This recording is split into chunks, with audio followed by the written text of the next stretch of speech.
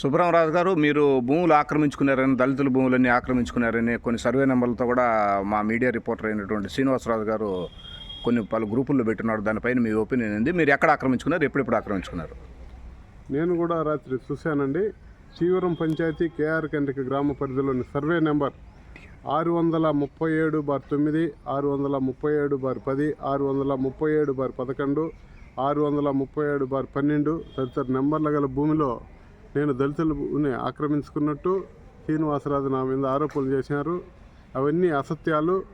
ఎందుకంటే అవి పూర్తి విచారణ చేసి నా పేరుతో కానీ నేను ఆక్రమించుకున్నట్టు కానీ ఉంటే పూర్తిగా చర్యలు తీసుకోమని నేను రెవెన్యూ వారికి తెలియజేస్తున్నాను.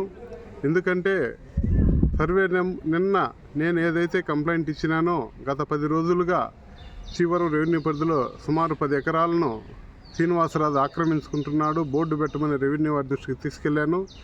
దానికి కక్ష సాధింపుగా నేను చెప్పిన దానికి అతను వివరణ ఇవ్వకుండా, అతను చేసుకున్న దానికి ఎటువంటి వివరణ లేకుండా అతను దొంగతనం చేస్తూ మిగిలిన వాళ్ళందరూ దొంగలు అనే పద్ధతిలో అతను చెప్పడం అనేది మూర్ఖత్వము.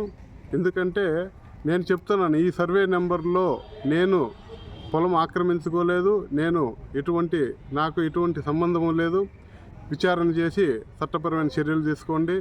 అదేవిధంగా అతను ఆక్రమించుకున్నటువంటి వాటికి సమాధానం చెప్పకుండా మిగిలిన మళ్ళా ఇంకొక గ్రూపులో అతను పెట్టిన మెసేజ్ ఏంటంటే, కేఆర్ కండ్రిక నమస్తే సార్, రెవెన్యూ అధికారుల గారికి ఒక విన్నపం. కేఆర్ కండ్రిక గ్రామ పరిసరాల్లో గిరిజనులు, దళితులకు సంబంధించిన భూములను స్థానిక అగ్రవర్ణాల వైఎస్ఆర్ కాంగ్రెస్ పార్టీ వారు, స్థానిక పంచాయతీ నాయకులు దౌర్జన్యంగా భూములు ఆక్రమించుకుని వారిని భయభ్రాంతులు గురి చేస్తున్నారని పెట్టినాడు. కాబట్టి అతనికి ఏదన్నా వివరణ ఉన్నా కానీ వాళ్ళ పేర్లు మెన్షన్ చేయండి. ఎక్కడెక్కడో ఎంతోమంది ఆక్రమించుకునేటివన్నీ చర్యలు తీసుకోమని చెప్పడం మంచిదే.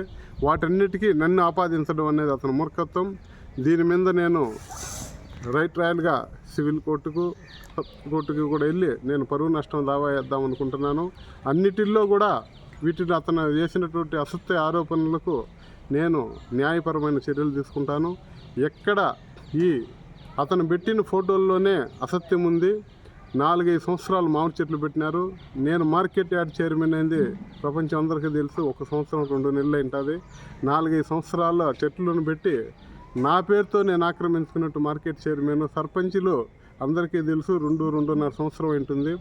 4-5 సంవత్సరాల ఫోటోలు పెట్టి సర్పంచ్ అసత్యం నేను ఎటువంటి మాకు సంబంధం లేదు. అతను ఆక్రమించుకున్నటువంటి వాటికి సమాధానం లేకుండా ఎక్కడెక్కడో ఉన్నటువంటి మీడియాను దృష్టిలో పెట్టుకొని అతను అసత్య ప్రచారం చేస్తున్నాడు. లీగల్గా ఫైట్ చేస్తాము.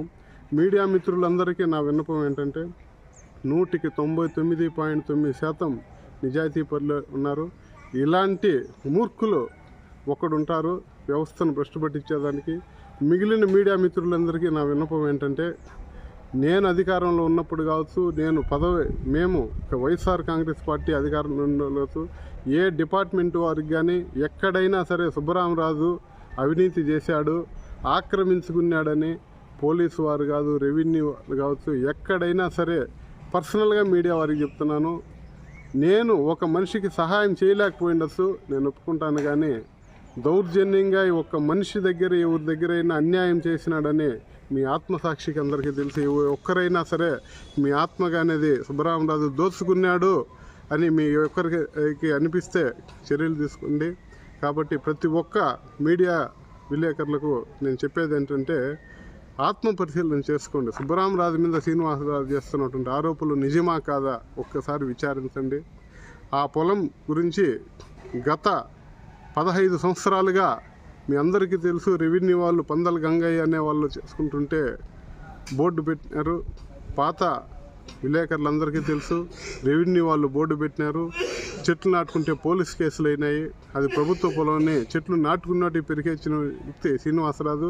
ఆ రోజు బాధితుల తరపున పోట్లాడి మీడియా వారికి పోలీస్ స్టేషన్కి కూడా వెళ్ళి ఒకానొక దశలో ఫైట్ చేసిన వ్యక్తిని. ఈరోజు ప్రభుత్వ భూమిని నేను కొన్నాను అని అసలు దుష్ప్రచారం చేసుకుంటూ నేను డబ్బులు అడుగుతున్నానని కూడా చెప్తున్నాడు. ప్రభుత్వ భూమి అది. చెట్లు నాటిచ్చినట్టు పెరిగిచ్చిన వ్యక్తి శ్రీనివాసరాజు. రెవెన్యూ డిపార్ట్మెంట్కి తెలుసు, పోలీస్ డిపార్ట్మెంట్కి తెలుసు, మీడియా వారికి తెలుసు. ఈరోజు నేను కొనుక్కున్నాను అంటే ప్రభుత్వ భూమిని అతను కొన్నాడని, నేను దాన్ని అడ్డుకుంటున్నాననే ఒక దుష్ప్రచారంతో నా మీద దుష్ప్రచారం చేస్తున్నాడు గత 5-6 నెలలుగా.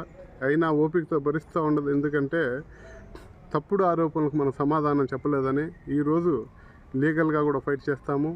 నేను ఎక్కడన్నా ఆక్రమించుకోనున్నా నా మీద అతను చేయమనండి, ఇబ్బంది ఏం లేదు. గత 5 సంవత్సరాలుగా రెవెన్యూలో ఆన్లైన్ చేశారు. ఎవరెవరి పేర్లతో వైఎస్ఆర్ కాంగ్రెస్ పార్టీ అంటున్నారు.